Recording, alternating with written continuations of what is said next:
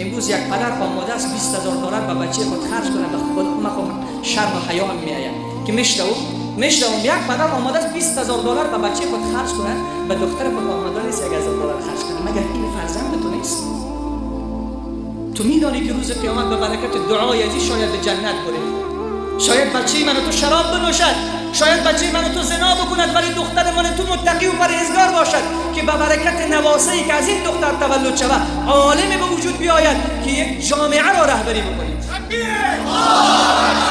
ولی این کس توجه نمیکنه. به دختر کس آماده نیست 1000 دلار خرج کنه. میگه دختر مال مردم است. کی گفته برادر؟